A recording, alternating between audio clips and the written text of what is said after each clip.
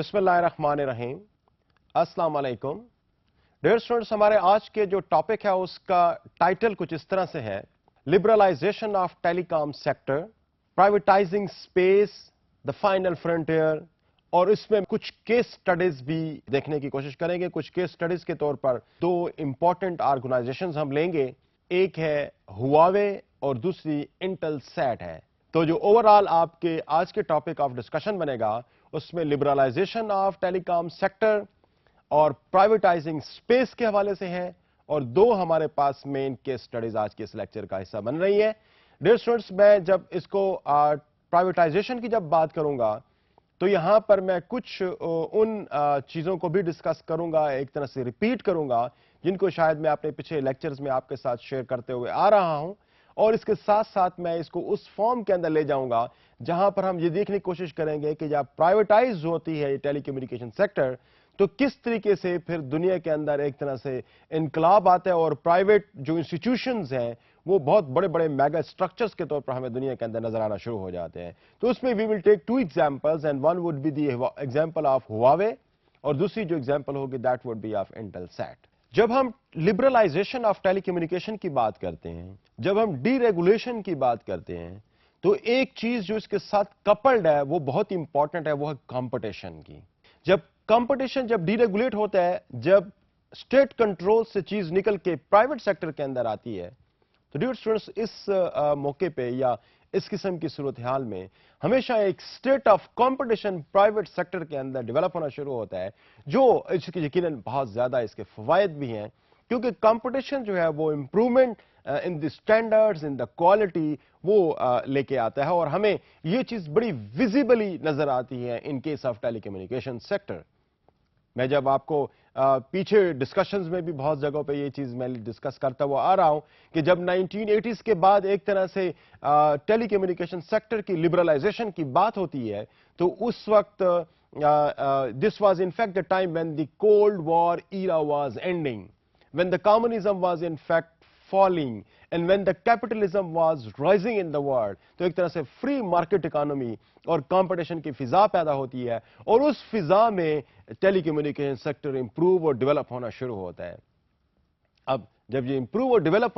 इसकी डेवलप होना शुरू होता है जब ये सेक्टर, तो उस वक्त इस चीज की बड़ी जरूरत महसूस पेश होती है कि वो मैकेनिज्म्स भी तो होने चाहिए, वो रेगुलेशंस और वो प्रोटोकॉल्स भी तो होने चाहिए जो कि इस किस्म की सर्विस इंडस्ट्री के अंदर, टेलीकम्युनिकेशन इंडस्ट्री के अंदर एक स्टैंडर्डाइज्ड पैटर्न डेवलप कर सकें, एक स्टैंडर्डाइज एक तरह से प्रोसीजर्स को डेवलप कर सकें। तो उसके लिए एक बहुत पुरानी ऑर्गेनाइजेशन जो कि 1964 में डेवलप हुई थी, जब ये लिबरल टेलीकम्युनिकेशन के हवाले से दुनिया के अंदर एक इनकलाब आया आफ्टर वर्ल्ड वॉर II की मैं जब बात कर रहा हूं, तो उस वक्त 1964 में ITU स्टैब्लिश होती है, इंटरनेशनल टेलीकम्युनिकेशन यूनियन स्टैब्लिश होती है, जिसमें मुख्तलिफ ममालिक हैं वो इसका हिस्सा बन रहे होते हैं, और यहां पर रेगुलेटरी पॉलिसीज बनाई जा रही होती हैं जहां पर टेलीकम्युनिकेशन के हवाले से वो स्टैंडर्डाइज्ड प्रोसीजर्स अडॉप्ट किए जा रहे होते हैं,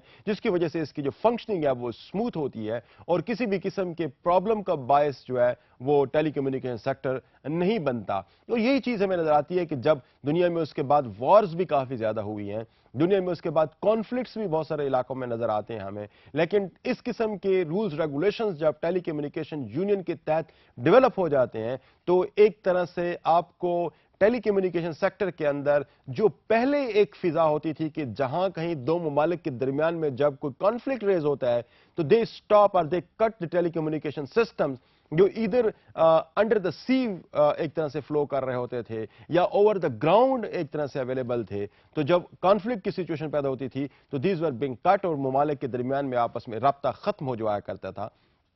तो ये जब ये ITU स्टैब्लिश होती है तो उसके बाद इस किस्म की फिजा आना शुरू हो जाती है कि in case of conflict between two countries, इससे जो उनके ग्राउंड पे जो तारे बिछी हुई हैं या जो वायर लिंक्स बने हुए हैं कम्युनिकेशन के हवाले से, these links are not cut by the states, और उन जहां पे उनका कंट्रोल है वहां से उनको कट नहीं किया जा रहा था। तो एक तरह से डिस्प्यूट्स की फॉर्म में भी उनके जो रिजॉल्व करने के मैकेनिज्म्स हैं وہ ہمیں ITU ہمیں ان کو سپروائز کرتا ہوا نظر آتا ہے، اور اس کے علاوہ جو اس کی اسٹینڈرڈائز پروسیجرز ہیں، اس کے جو آپریٹنگ سسٹمز ہیں، ان کے حوالے سے بھی اسٹینڈرڈائز میکنزم جو ہے وہ ہمیں ITU پرووائڈ کرتا ہوا نظر آتا ہے۔ تو ڈیئر اسٹوڈنٹس، میں جو بات آپ کو بتانے کی کوشش کر رہا ہوں وہ یہ کہ جو ٹیلی کمیونیکیشن سیکٹر کے اندر جب ڈیولپمنٹ شروع ہوتی ہے تو ان چیزوں کی پھر ہمارے پاس زیادہ ضرورت محسوس ہوتی ہے کہ کوئی ایسے ریگولیٹری میکنزمز ہوں جو کہ اس کی ڈیولپمنٹ پوری دنیا کے اندر ڈیولپمنٹ کو پروموٹ کرنے میں یا ڈیولپمنٹ کو فیسیلیٹیٹ کرنے میں کوئی رول پلے کر سکے۔ تو ایک تو ہمیں بڑا پرانا جو کہ 1964 میں اسٹیبلش ہوا تھا ITU، and that was revived and that was considered to be a very important component telecommunication کے سیکٹر میں جب ہم کولڈ وار ایرا ہمیں اینڈ ہوتے ہوئے نظر آتا ہے۔ But story doesn't and here. ہم اگر آگے جاتے ہیں تو جب یہ اس طرح سے فضا جب اس قسم کی بنتی ہے کہ ٹیلی کمیونیکیشن میں جہاں پہ لینڈ اور انڈر دا سی جو وائر کنیکشنز ہیں ان سے ہم نکل کے جب وائر لیس ہوتے ہیں، اور جب ٹیلی کمیونیکیشن سے نکل کے ہم سیٹلائٹ کمیونیکیشن کی طرف جاتے ہیں تو پھر ایک بڑی ڈیفرنٹ قسم کی ایک فضا ہمیں نظر آتی ہے، بڑا ڈیفرنٹ قسم کی کمپٹیشن کی انوائرمنٹ نظر آتی ہے، اور بڑے ڈیفرنٹ فیکٹرز ہمیں نظر آتے ہیں that were in fact pushing the whole economy that has to do something with the telecommunication sector. اور ٹیلی کمیونیکیشن سیکٹر کی جو پروموشن اور ڈیولپمنٹ اور اس کی ڈی ریگولیشن کے حوالے سے بہت زیادہ انسینٹیو پرووائڈ کر رہے ہیں۔ تو وہ ہم تھوڑا سا وہ فیکٹرز تھوڑا سا ایسیس کرنے کی کوشش کرتے ہیں کہ جہاں پر ٹیلی کمیونیکیشن جو ہے وہ وائر سے نکل کے وائرلیس ہوتی ہے اور وائرلیس سے نکل کے سیٹلائٹ کی فارم کے اندر جب آتی ہے تو ہم ذرا اس کو دیکھنے کی کوشش کرتے ہیں کہ وہ کون سے سیکٹرز تھے جنہوں نے ایک طرح سے ڈرائیونگ فورس کے طور پر کام کیا ان تمام ٹیلی کمیونیکیشن سیکٹر اور سیٹلائٹ کمیونیکیشن سیکٹرز کو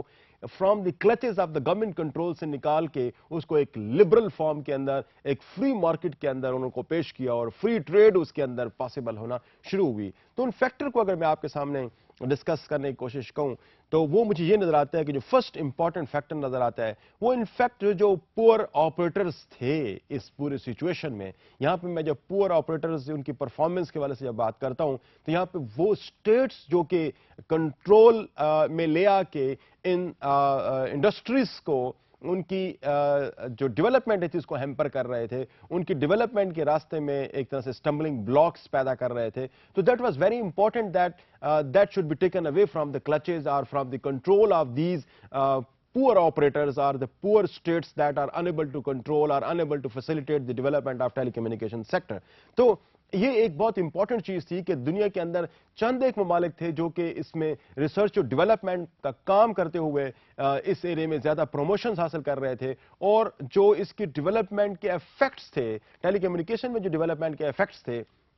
that were far reaching, that were in fact beyond the control of one world only، اس کے اصل اثرات اور مضمرات تو نظری اس صورت میں آنا شروع ہو جاتے ہیں کہ جب یہ اکراس دا باؤنڈریز اور اکراس دی کانٹیننٹس جب یہ جانا شروع ہوتی ہے، تو جب وہ کانٹیننٹ سے اکراس جانا شروع ہوگی اور اس میں اگر ایسے کوئی آپریٹرز درمیان میں ملیں جو اس کی پرفارمنس کو ایک طرح سے یا اس کی پروموشن کو امپیڈ کر رہے ہوں یا اس کے لیے کوئی راہ میں اسٹمبلنگ بلاکس پیدا کر رہے ہوں تو اس چیز کو ہٹانا بڑا ضروری بن جاتا ہے۔ اس قسم کی سچویشن میں اس قسم کے سسٹم جس میں انٹرنیشنل جو ایگریمنٹس ہیں اور پروٹوکولز ہیں اور اسٹینڈرڈائز پروسیجرز ہیں ان کا فالو کرنا زیادہ امپورٹنٹ ہو جاتا ہے instead giving them in the control of some poor performing status. تو جو ایک امپورٹنٹ فیکٹر ہمیں نظر آتا ہے کہ جو پرفارمنس آف دا پور پرفارمنگ جو آپریٹرز تھے یا جو اسٹیٹس تھیں in the field of telecommunication that in fact were consider to be that in fact was consider to be very important factor جس نے ایک طرح سے لبرلائزیشن کو ڈرائیو کیا ہے۔ جی اسٹوڈنٹس، میں آگے آپ کو لے کے جاتا ہوں اور دوسرا جو امپورٹنٹ ایسپیکٹ ہمیں اس سچویشن میں نظر آتا ہے وہ ان فیکٹ جو انوویشنز ان ٹیکنالوجی ہیں وہ ہمیں ایک بہت بڑا امپورٹنٹ فیکٹر کے طور پر یہاں نظر آتا ہے جو کہ liberalisation of telecommunication sector in the world کوئی رول پلے کر رہا ہے۔ اب یہاں پر ٹیکنالوجی چونکہ بڑی تیزی سے ترقی کی ہے ٹیکنالوجی نے، اگر میں اس کو پچھلے 50 سال میں اگر دیکھنے کی کوشش کروں تو in the last 50 years technology کی development specially in the area of telecommunication یا کمیونیکیشن کے ایریا میں جو آپ کو ٹیکنالوجیکل چینجز نظر آتی ہیں اس نے دنیا کو from traditional society to a global village transform کرنے میں بہت امپورٹنٹ رول پلے کیا ہے. تو جو انوویٹو ٹیکنالوجیز ڈیولپ ہوئی ہیں over the couple of decades, جو پچھلے کپل آف ڈیکڈز میں نظر آتی ہیں، اس نے بھی ایک بہت امپورٹنٹ رول پلے کیا ہے. تو جو چیزیں اسٹیٹ کنٹرول میں تھیں، جو چیزیں in the control of a few nations اور in the few states control میں تھیں، اس کو وہاں سے نکال کے اس کو دنیا کی بینیفٹ کے لیے، پوری ہیومینٹی کی بینیفٹ کے لیے، اور اوور آل جو کمرشل اور اکنامک اور کامرس کی ایکٹیویٹیز ہیں ان کو پروموٹ کرنے کے لیے دس واز سم تھنگ انکمبینٹ کہ ان کو اسٹیٹ کنٹرول سے نکالا جائے، تو لبریٹ کیا جائے، ان کو فری ٹریڈ اس کی جو کمیونیکیشن کی ہے وہ پاسبل بنائی جائے. جو سیکنڈ امپورٹنٹ فیکٹر ہمارے پاس نظر آتا ہے سامنے، وہ جو ٹیکنالوجیکل انوینشنز ہیں اور جو انوویشنز نظر آتی ہیں، جس میں ٹیکنالوجی فرام لینڈ لائن سے نکل کے ہم وائرلیس کی طرف، اور وائرلیس سے نکل کے ہم سیٹلائٹ کی طرف جانے کی کوشش کرتے ہیں. اور سیٹلائٹ میں بھی اگر آپ ڈیئر اسٹوڈنٹس کو اگر آپ دیکھنے کی کوشش کریں تو وہ ٹائم جب سیٹلائٹ کمیونیکیشن یا وائرلیس کمیونیکیشن بٹس کی فارم کے اندر ڈیٹا ٹرانسمٹ کیا کرتا تھا، آج وہ بٹس کی بجائے گیگا اور میگا اور گیگا بٹس کی فارم کے اندر ڈیٹا ٹرانسمٹ ہو رہا ہے، جو اتنا ہیوج ڈیٹا ٹرانسمیشن ہو رہی ہے. Number one, data transmission is huge, and number two, the speed of the transmission has also increased manifold. تو اس کا جو اثرات ہیں وہ دنیا کے اندر ایک بالکل ایک ایبسولوٹلی ڈفرنٹ کائنڈ آف آرا جسے آپ کہہ سکتے ہیں ہمیں نظر آتا ہے. تو جو انوویشن ان ٹیکنالوجی ہے اس نے اس چیز کو بھی بڑا ایک امپورٹنٹ رول پلے کیا ہے کہ اس کو ڈی ریگولیٹ کیا جائے، اور جو ٹیلی کمیونیکیشن سیکٹر ہے اس کو from the clutches of a few governments in the world, a few states in the world سے نکال کے اس کو دنیا کی مارکیٹ کے اندر اس کو پلیس کیا جائے، جہاں پر those who can promote and those who can help facilitate the development of these sectors, they should be given this responsibility to regulate the affairs and develop some sort of standardized procedure for the smooth functioning of telecommunication sector. Dear students, اس کے علاوہ جو اگلا ایک بڑا important point ہے، اس کو میں ایک ڈرائیونگ فورس کے طور پر لیتا ہوں، وہ یہ کہ دنیا کے اندر جو ٹیلی کمیونیکیشن کے حوالے سے جو اکنامک جو فیکٹرز تھے وہ بڑے سگنیفیکنٹ رہے ہیں، اس لیے کہ چیزیں بڑی ڈفرینٹ ریٹ پہ دنیا کے اندر اویلیبل. اگر میں اس کو ایگزامپل کے طور پر آپ کو پیش کرنا شروع کر دوں تو وہ اس صورت میں کہ اگر for example 1 kilo byte of the data اگر ٹرانسمٹ ہونا ہے from one part of the world سے کسی دوسرے حصے پہ اگر ٹرانسمٹ ہونا ہے، there was a time when $25,000 was being spent on the transmission of 1 kilo byte. اگر اس چیز کو آپ تھوڑا سا آج کے ساتھ اگر اس کو ریلیٹ کرنے کی کوشش کریں یا کمپیئر کرنے کی کوشش کریں، کہاں $25,000 for the transmission of 1 kilo byte of data,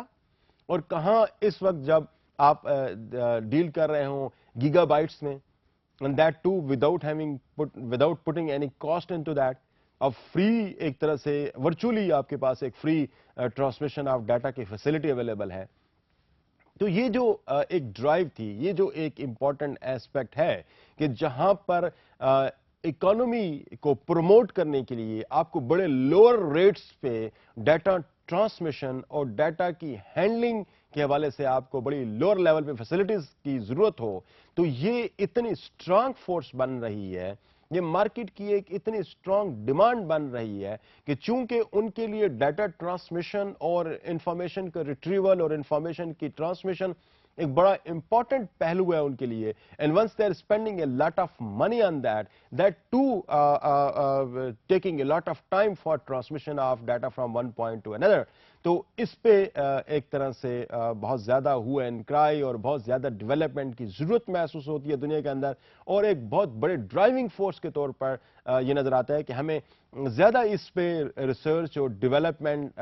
کی انیشیٹوز کی ضرورت ہے تاکہ ہم لوور ریٹس پہ ڈیٹا ٹرانسمیشن کے لیے کام کر سکیں، which is in fact a primary business need. تو ایک پرائمری بزنس نیڈ کے طور پر جو لوور ریٹس کی ڈیمانڈ ہے دنیا میں، وہ بڑھنے کی وجہ سے بھی ٹیلی کمیونیکیشن سیکٹر میں ایک طرح سے جو کنٹرول آف دا اسٹیٹس ہے اس کو منیمائز کرنے میں ہیلپ کیا، اور اس پورے سیکٹر کو ایک طرح سے फ्री ट्रेड के तौर पर इंट्रोड्यूस कराया गया, जहां पे कंपटीशन ने इसकी प्राइसेस को भी लोअर किया, इसकी क्वालिटी को भी इंप्रूव किया और इसके जो प्रोसीजर्स हैं हैंडलिंग के हवाले से उनको भी इंप्रूव किया।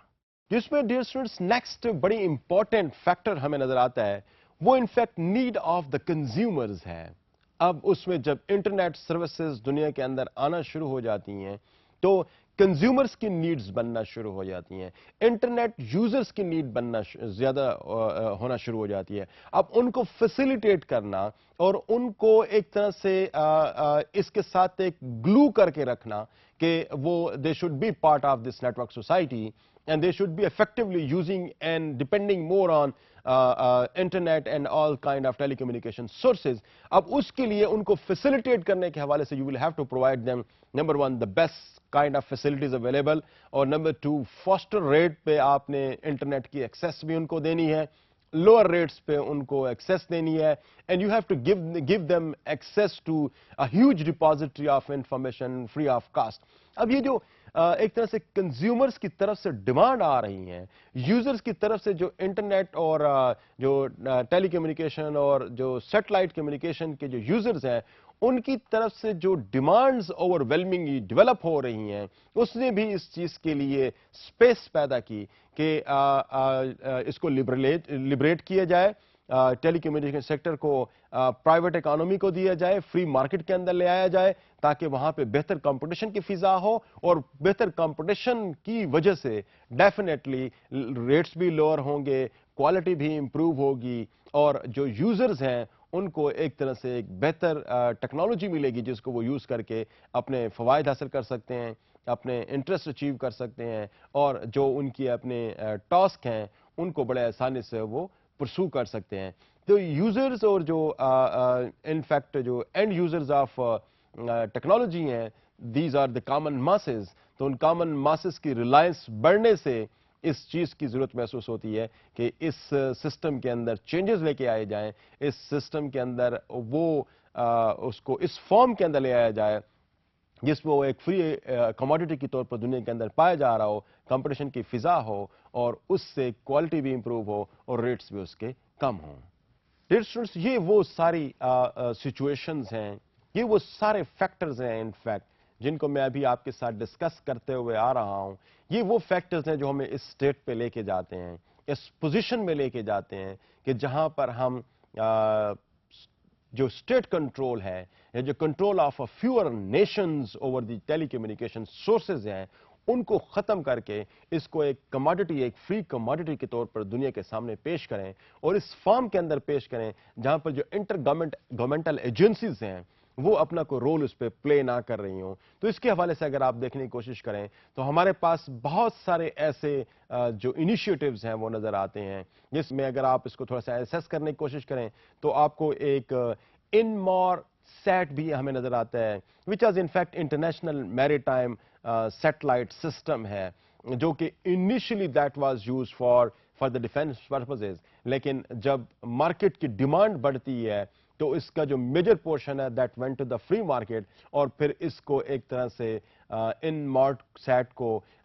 ओपन मार्केट के अंदर पेश किया जाता है और ओपन मार्केट के अंदर जब ये आता है तो वहां पर इसकी डेवलपमेंट भी बड़ी तेजी से होना शुरू हो जाती है और इसकी वजह से जो फैसिलिटीज लोगों को मिलना शुरू होती हैं, जो बिजनेसेस को मिलना शुरू हो जाती हैं, ये पहली मर्तबा ऐसा होता है कि लोगों को महसूस होता है कि satellite communication is in fact the future. लेकिन इसके साथ साथ जो लफ्ज इन्होंने एक और इस्तेमाल किया मुख्तलिफ थ्योरिस्ट ने मुख्तलिफ बुक्स में, वो इसको ये भी कह रहे थे कि this is in fact the frontier of telecommunication development, जबकि मैं आमतौर पर अक्सर इस चीज को प्रोनाउंस करता हूं कि no this is not the frontier, rather this is just the beginning. हो सकता है कि हमें अगले चंद सालों में टेलीकम्युनिकेशन के हवाले से बड़े डिफरेंट फेसेट्स नजर आए, बड़े different kind of technological inventions जो है वो हमें नजर आए, जो जिस फॉर्म के अंदर आज हम टेलीकम्युनिकेशन को यूज कर रहे हैं ये उससे भी कहीं आगे फॉर्म में हमें शायद हो सकता है कि फंक्शन करती हुई नजर आए।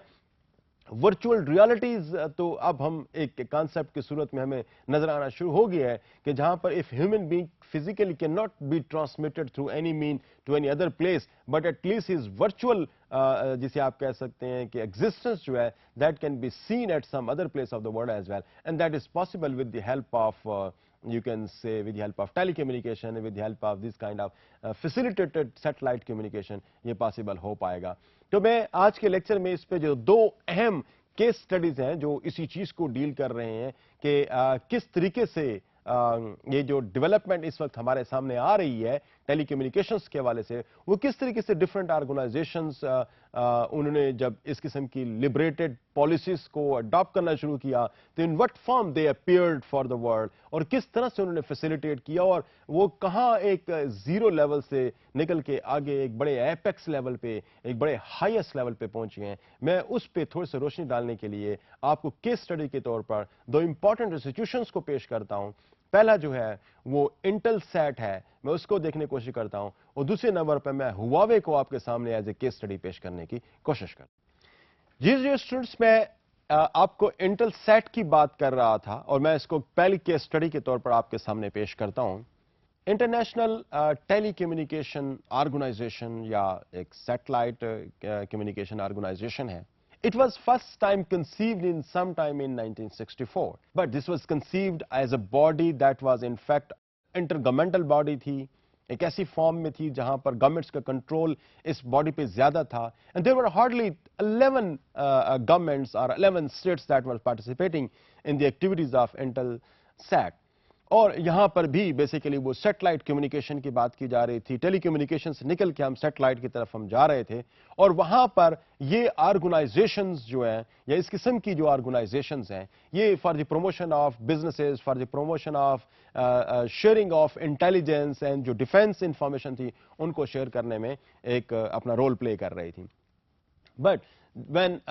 Cold war era ended some time in 1980s اور دنیا ایک طرح سے اب ڈیموکریٹائزیشن کی طرف جانے لگی، تو دس ہیپنڈ فرسٹ ٹائم کہ یہ ایک ایسی آرگنائزیشن کے طور پر نظر آنا شروع ہوئی جس نے ایک انڈیپینڈنٹ انسٹیٹیوشن کے طور پر جنم لے رہی تھی. And this was in fact the second birth of the Intelsat where it was in the process of commercialisation. اور یہ پروسیس آف کمرشلائزیشن کسی حد تک کمپلیٹ ہو جاتا ہے 1999 کے اندر، جہاں پر جو ممالک جو اس کو جوائن کرنے والے ہیں ان کی تعداد 100 سے بڑھ جاتی ہے. اور اس کے حوالے سے جو ایک طرح سے پروٹوکولز ڈیولپ ہونا شروع ہو جاتے ہیں، اور جو transformation of this organisation from a government agency اور انٹر گورنمنٹ ایجنسی سے نکل کے یہ ایک پرائیویٹ ایجنسی کے طور پر سامنے نظر آتی ہے. That has very clear objectives of promotion of businesses, promotion of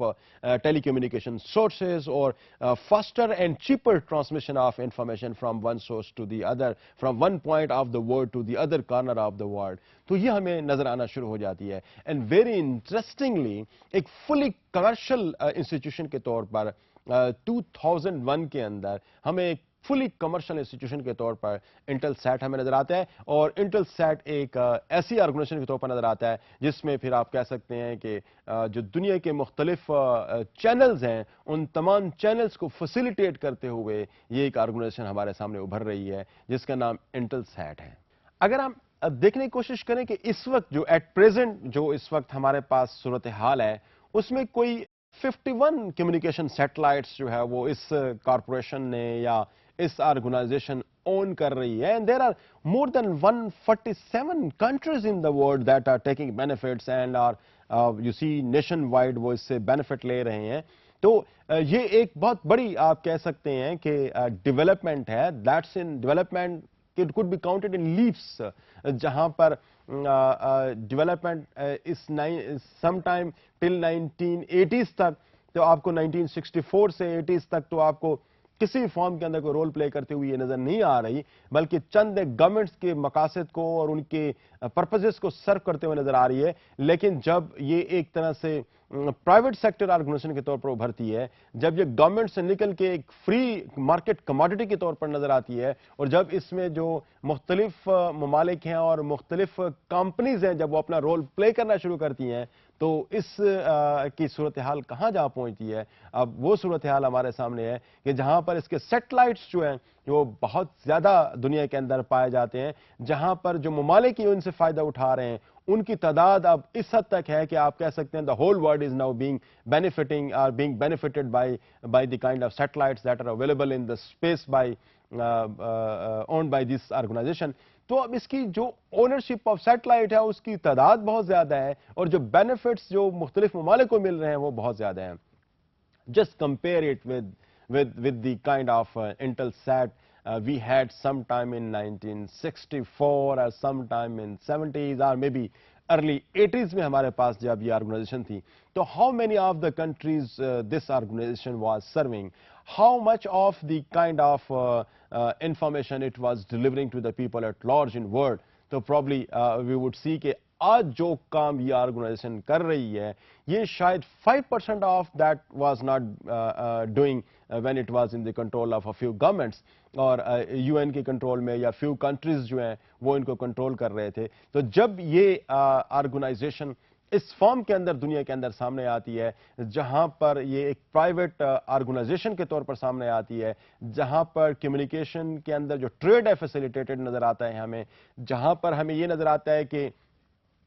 کوئی انوویشنز اگر سائنس کی اور ٹیکنالوجی کی ہے تو وہ انوویشن بڑے آسانی سے اس کا حصہ بن سکتی ہے without having any kind of restriction from any state. تو وہ ہمیں زیادہ ہیومینٹی کو اور دنیا کو سرو کرتے ہوئے نظر آ رہی تھی. لیکن اس کو کمپیئر کرتے ہیں اس کے پاسٹ کے ساتھ تو there was nothing as such that could be observed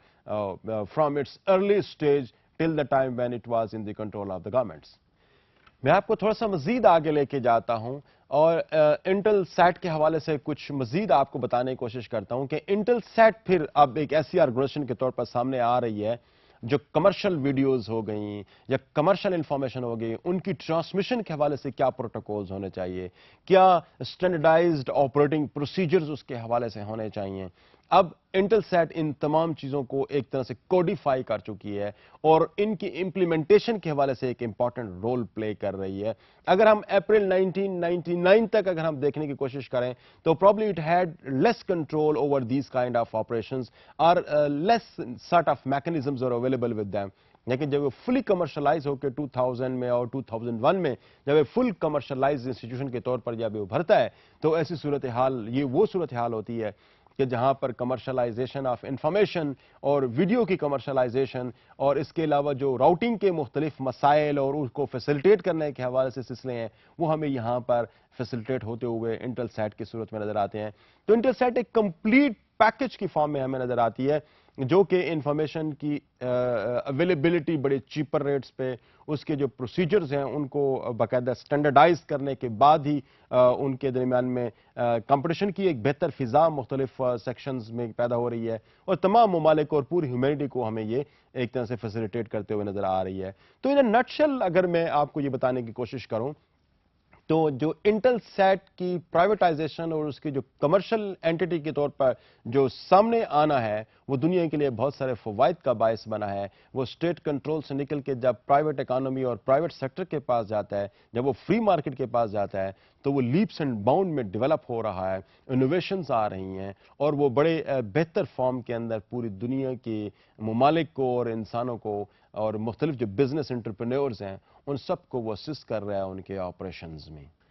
dear students, میں آپ کو دوسری کیس اسٹڈی کی طرف لے کے جاتا ہوں اور یہ دوسری case study in fact the case study of Huawei ہے. ہواوے ایک بڑی مشہور کمپنی آف چائنا ہے. آپ یقیناً اس نام سے واقف ہوں گے اور یقیناً آپ اس نام کے بہت سارے موبائل سیٹس بھی آپ مارکیٹ میں آ گئے ہیں. اس کے حوالے سے بھی اور بہت ساری کمپنیز ہیں, بہت سارے اپلائنسز ہیں جو کہ آپ نے ہواوے کے نام سے دیکھے ہوں گے, مارکیٹ کو کیپچر کیے ہوئے ہیں. تو ہواوے پہ میں تھوڑا سا نظر ڈالنے کی اگر آپ کوشش کروں, میں آپ کو دکھاؤں کہ ہواوے کس طریقے سے ایک پرائیویٹ فرم کے طور پر ڈیولپ ہوتا ہے تو that would be definitely something surprising for you کہ جہاں پر ٹیلی کمیونیکیشن جب complete control of the government میں تھا اور پھر اس کے بعد جب ایک طرح سے اس کی لبرلائزیشن شروع ہوتی ہے, جب اس کی پرائیویٹائزیشن شروع ہوتی ہے تو کس طریقے سے دنیا کی مارکیٹ کو کیپچر کرنا شروع کر دیتا ہے. Let's have a look at that.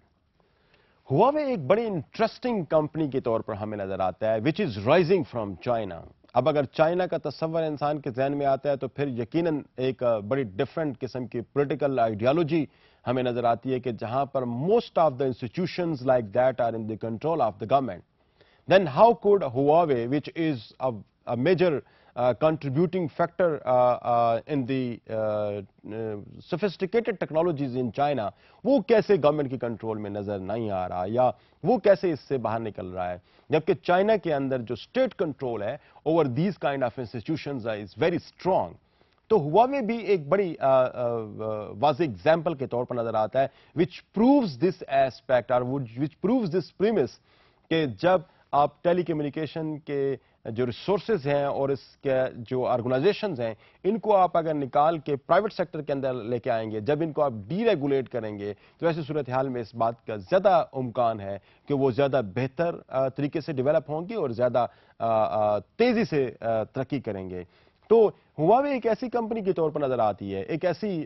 Public limited company کے طور پر نظر آتی ہے جس کے تمام شیئرز جو ہیں وہ اس کے اپنے امپلائیز کے پاس ہیں. دس is something very strange. جب ہم عام طور پر پبلک لمیٹڈ کمپنی کی بات کرتے ہیں تو ہمیں نظر یہ آتا ہے کہ ایک ایسی کمپنی ہے جس کے جو شیئرز ہیں وہ فریلی مارکیٹ میں اویلیبل ہیں and any body can buy that. تو ہواوے کا کیس تھوڑا سا اس حوالے سے بڑا اسٹرینج سا ہمیں نظر آتا ہے کہ ہواوے کے جو ایک طرح سے ان کے جو شیئر ہولڈرز ہیں ان کی میجورٹی جو ہے وہ ان کی اپنی آرگنائزیشن میں کام کرتی ہے اور ان کے جو امپلائیز ہیں انفیکٹ وہ اس کے شیئر ہولڈرز کے طور پر نظر آتے ہیں. اب یہاں پر ایک بڑی ایک طرح سے مسٹیریس سی سچویشن ہمارے سامنے آتی ہے نظر، وہ یہ کہ ایک ایسا میکنزم ہواوے نے ود ان دی آرگنائزیشن بھی ڈیولپ کیا ہوا ہے. This is taken at times by some scholars, this is taken as a criticism as well, کہ جہاں پر جو شیئرز کی ایک طرح سے جو کوانٹم ہے وہ کس کے پاس کتنا کوانٹم ہے، this is something very secret within that organisation. وہ شاید آپ کو اندازہ نہ ہو پائے کہ individuals are knowing that what kind of quantum they are holding of the shares of Huawei. اب وہ within one organisation under one roof probably located at different places under the umbrella of the same organization they are working, but still there is some sort of you see the firewalls are there where some of the information which are very classified to an individual, this is not being shared with the others. اور اس میں جو اس organization کا جو cultural ایک طرح سے set up ہے وہ بڑا امپورٹنٹ رول پلے کر رہا ہے. عام طور پر کنسیڈر یہ کیا جاتا ہے کہ اس آرگنائزیشن کا جو چیئرمین ہے، جو پریزیڈنٹ ہے ہواوے پوری ہولڈنگز کا، his name is Ren Zhengfei. تو رین کے بارے میں یہ مشہور ہے کہ he is one of the most influential person in the whole Huawei holdings. ان میں آپ یہ دیکھ سکتے ہیں کہ جو امپورٹنٹ ڈیسیجنز ہیں وہ رین کی طرف سے ہی کیے جا رہے ہیں. And Rain was in fact was the person that had to برنگ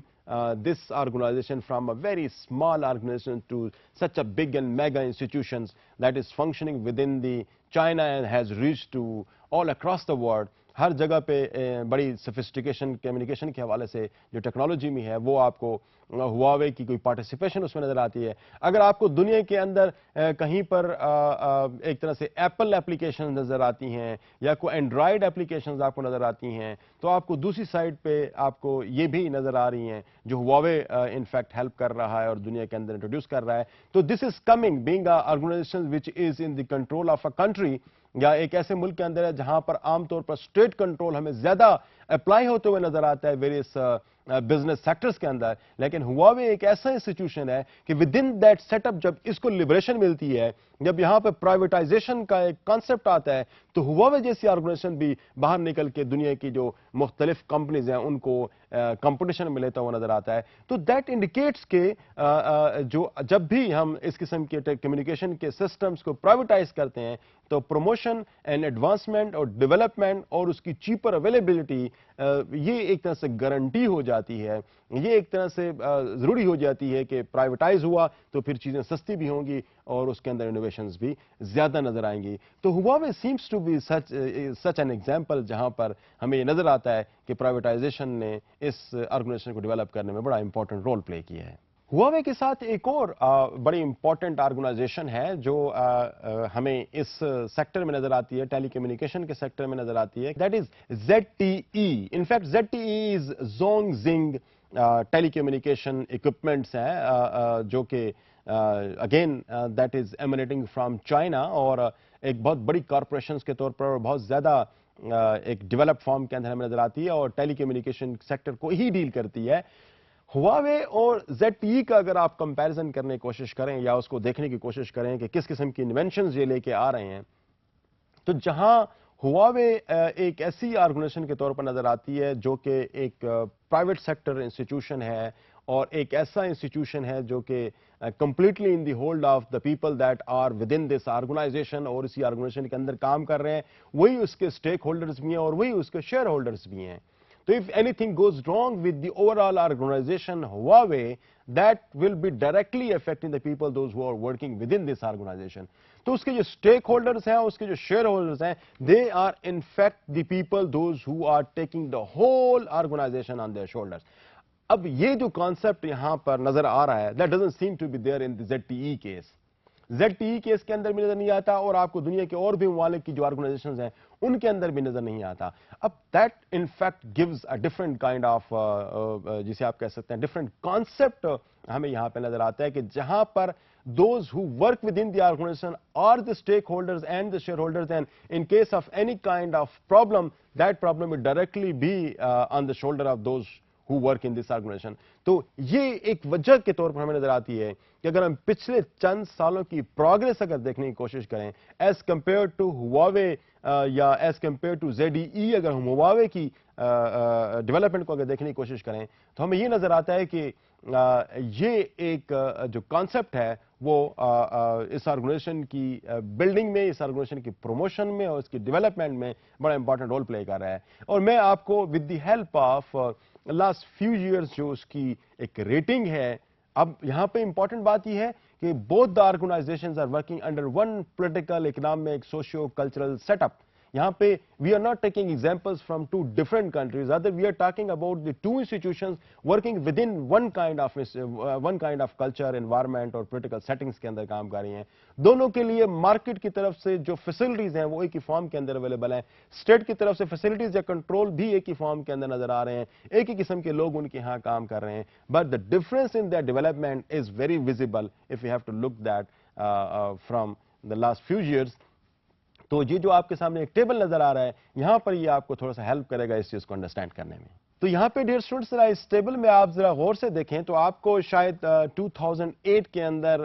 جو ایک ٹاپ رینکنگ انسٹیٹیوشنز ہیں جو انوویشنز کے حوالے سے اور کمیونیکیشن ٹیکنالوجی یا کمیونیکیشن انڈسٹری کے اندر ڈیولپمنٹ کے حوالے سے, کمپٹیشن کے حوالے سے, شاید ہو سکتا ہے کہ آپ کو ہواوے اور ZTE کہیں بھی نظر نہ آئے. Huawei seems to be introducing itself in the top list یا top ranking institutions ہیں, وہ وہاں پر ہمیں 2009 میں اپیئر ہوتے ہوئے نظر آتا ہے, somewhere at the end جو کوئی ففتھ انسٹیٹیوشن کے طور پر ہمیں نظر آتا ہے. لیکن 2010 کے اندر اگر آپ دیکھیں تو that appears to be higher than some of the organizations. ZTE اس کے بعد آ رہا ہے اور اس کے علاوہ Alcatel یا Ericsson یا Siemens یا Nokia, of course Nokia, Siemens اور Ericsson, they are ahead of Huawei and ZTE in innovation and competition in the communication industry in 2010. لیکن اگر ہم 2011 میں اگر آپ دیکھیں تو you can see a sort of tremendous development that can be observed in the progress and in the overall business and innovation and competition of Huawei. اب Huawei جو ہے وہ آپ کو بہت ساری آرگنائزیشن سے مزید آگے بڑھتا ہوا نظر آ رہا ہے اور اس وقت جو ہے نا وہ 2011 میں سم ویئر سیکنڈ پہ ہمیں Huawei نظر آتا ہے آفٹر Ericsson, جس میں پروموشنز اور کمپٹیشن اور ڈیولپمنٹ کے حوالے سے, جبکہ جو بہت لیڈنگ انسٹیٹیوشنز ہیں, جو بہت لیڈنگ انڈسٹریز دنیا کے اندر ہیں لائک Siemens, Alcatel, Nokia اور Lucent, یہ چیزیں, یہ جو آرگنائزیشنز ہیں آپ کو پیچھے نظر آتی ہیں. اور چونکہ ZTE, جیسے میں آپ کو اس کے ساتھ ساتھ اگزامپل لیتے ہوئے آپ کے ساتھ آ رہا ہوں کہ ZTE انفیکٹ وہ ایک خاص قسم کی جو پالیسی ہے وہ اپلائی نہیں کر رہی اپنی ہولڈنگز پہ, اپنے شیئر ہولڈرز پہ اور اپنی ڈیولپمنٹ کے حوالے سے, تو that remains at the bottom, یا کوئی بہت زیادہ ڈیولپ کرتی ہوئی آرگنائزیشن کے طور پر نظر نہیں آ رہی. لیکن Huawei ایک بڑی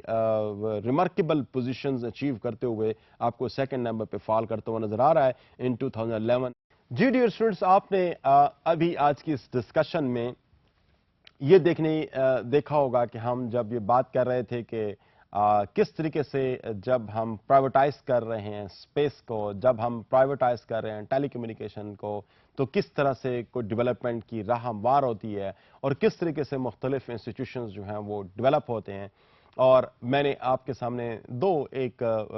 एग्जाम्पल के तौर पर दो केस स्टडीज़ आपके सामने पेश की, एक इंटेलसैट की और दूसरी हुआवे की। यहाँ पर मैं थोड़ा सा मज़ीद भी आपको ले जाने की कोशिश करूँगा आज के इस लेक्चर में, जहाँ पे मैं आपको ये बताने की कोशिश करूँगा कि जब ये पूरे सिस्टम्स इस तरीके से प्राइवेटाइज हो रहे हैं या वहां पर एक बिल्कुल डिफरेंट काइंड ऑफ कंट्रोल्स नजर आ रहे हैं जो कि प्राइवेट सेक्टर की तरफ से आ रहे हैं, तो उस के लिए फिर बहुत ज्यादा ये जरूरी हो जाती है इस चीज की कि जब पूरी दुनिया जब उन पर रिलाय करना शुरू कर देती है, तो ऐसी सूरत हाल में हमारे पास पे प्रोटोकॉल्स इतने स्टैंडर्डाइज्ड हों, वो इतने बेहतर तरीके से स्ट्रक्चर्ड हों, ताकि वो कम्युनिकेशन जिसके ऊपर पूरी दुनिया की रिलायंस है और वो कमर्शियल भी रिलायंस उस पर है, उस पर इंटेलिजेंस शेयरिंग की भी जो रिलायंस है, ममालिक के जो बड़े क्लासिफाइड इंफॉर्मेशन एक जगह से दूसरी जगह ट्रांसमिट हो रहे हैं, उनकी रिलायंस बेस उस पर है। तो कम्युनिकेशन के अंदर सिक्योरिटी, कम्युनिकेशन के अंदर एक प्रॉपर मैकेनिज्म का होना बहुत जरूरी हो जाता है, and specially when the internet is becoming a source for this kind of communication, जहां पर जो कम्युनिकेशन इंटरनेट बेस्ड और नेटवर्किंग बेस्ड और वर्चुअल एनवायरनमेंट बड़ी ज्यादा हमें नजर आ रही हो, तो वहां पर इस चीज की भी ज्यादा जरूरत महसूस होती है कि हमारे पास कोई स्टैंडर्डाइज सिस्टम्स हों।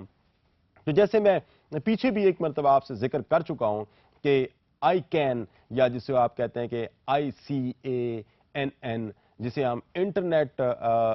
जिसे कह सकते हैं कि इंटरनेट प्रोटोकॉल हम उसको कह सकते हैं, या इंटरनेट एग्रीमेंट हम उसको कह सकते हैं, जो कि इस चीज़ को डील करता है कि किस तरीके से असाइंड नेम किए जाते हैं मुख्तलिफ ऑर्गेनाइजेशंस को और नंबर्स किस तरीके से उनको असाइन किए जाते हैं। तो इसमें बड़ी इंपॉर्टेंट चीज़ें हमारे सामने आती हैं that you deal every day on your computer. ये जो इंटरनेट प्रोटोकॉल्स हैं जो असाइंड नंबर्स और नेम्स के वाले से डील करते हैं, उसको आप रोजाना आप डील करते हैं। फॉर इंस्टेंस कि आप देखते होंगे कि जब आपको एजुकेशन रिलेटेड कोई अगर आपके पास साइट है, तो that will always have .edu in the end, and if you are dealing with something that has to do with the command to .com जो है ना, वो आपको ऑर्गेनाइजेशन नजर आती हैं। सिमिलरली .org की फॉर्म में भी हमें ऑर्गेनाइजेशन नजर आती हैं जिनकी अपनी वेबसाइट्स हैं। आपके पास .info, .biz, ये सारी चीजें आपके पास नजर आती हैं। सम of the countries they do have also some sort of you see attachment in the name of the different organizations. For instance कि आप उस ऑर्गेनाइजेशन को ये साबित करना चाहते हैं कि ये किसी खास मुल्क के हवाले से है, तो उसको लिखने के लिए भी फॉर इंस्टेंस के .gov गवर्नमेंट के लिए इस्तेमाल होता है, तो .pk आप लगा के वो ये इंडिकेट कर रहा है कि ये गवर्नमेंट ऑफ पाकिस्तान की कोई साइट है और उसके किसी इंस्टीट्यूशन के हवाले से है। सिमिलरली अगर किसी और मुल्क की आप गवर्नमेंट की बात करते हैं तो .uk for instance United kingdom के लिए है, PL फॉर पोलैंड के लिए है, DE फॉर जर्मनी के लिए। तो इस तरीके से आप देख सकते हैं कि जो मुख्तलिफ ममालिक हैं उनके साथ भी उनके नाम भी उसके साथ अटैच हो सकते हैं। तो इनफैक्ट ये डिफरेंट, इसको हम कहते हैं टॉप लेवल डोमेन्स या TLD इसको कहते हैं। तो जो टॉप लेवल डोमेन्स हैं उनकी तादाद जो आपको है नजर आती है वो इस फॉर्म नजर आते हैं edu, .gov, .com, .org, .net,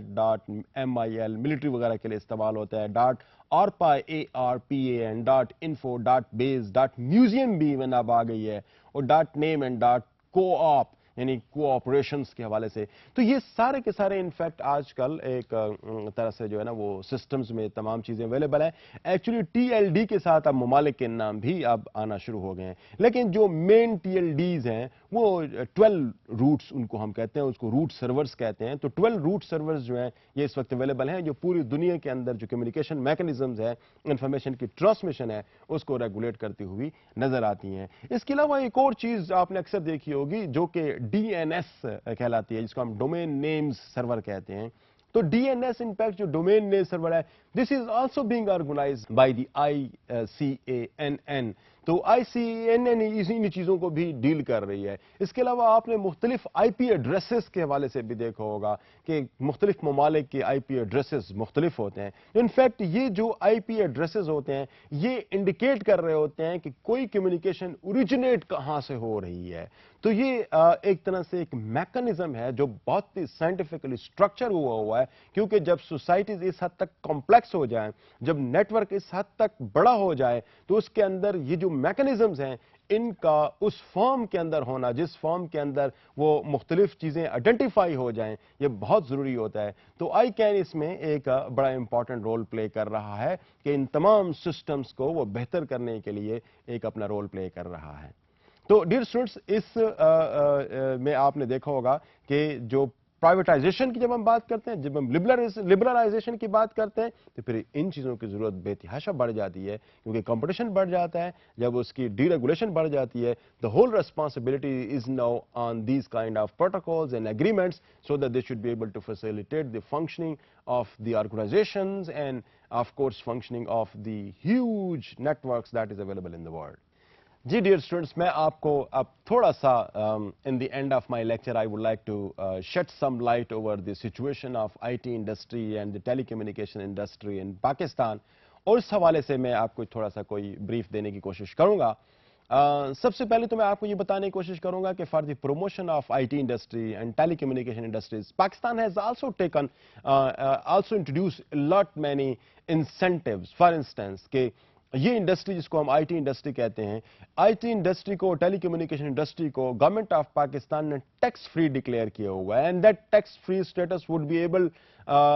to be there for the next few years more. یعنی 2016 تک گورنمنٹ آف پاکستان نے اس کو ٹیکس فری انڈسٹری کے طور پر انٹروڈیوس کرایا ہوا ہے, جس میں آپ جب کوئی IT کے حوالے سے جب کوئی انڈسٹری لگانا چاہتے ہیں یا اس کی پروموشن کے لیے آپ کوئی کام کرنا چاہتے ہیں, تو government of Pakistan would not levy any tax on it. تو اب یہ ایک میں سمجھتا ہوں کہ بہت بڑا انسینٹیو ہے, اور ایک طرح سے ایک policy, liberalisation policy of the government of Pakistan ہے to facilitate these kind of things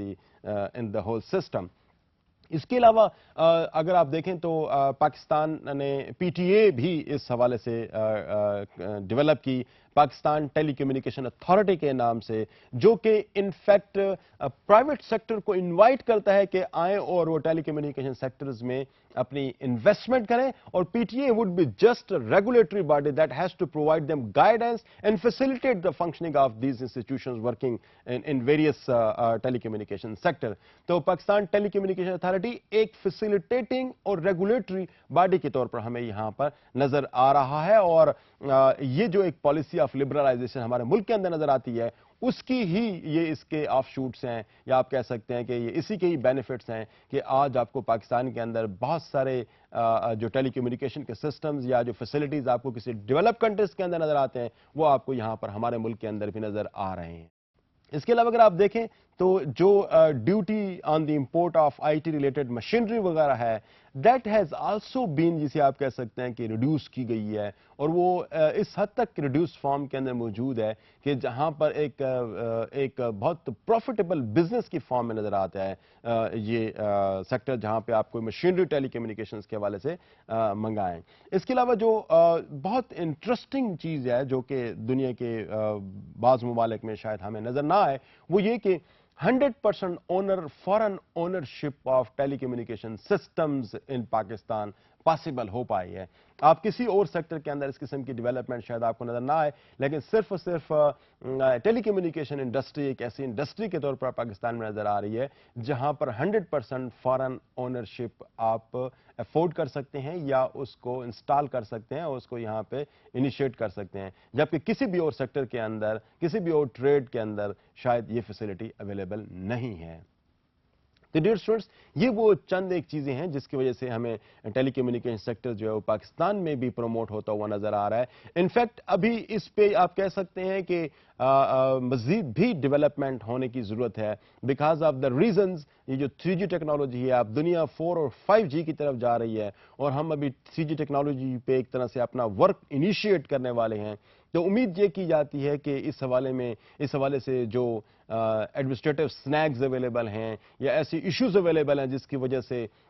یہ ٹیکنالوجیز پاکستان کے اندر انٹروڈیوس نہیں ہو پا رہی، تو ان کو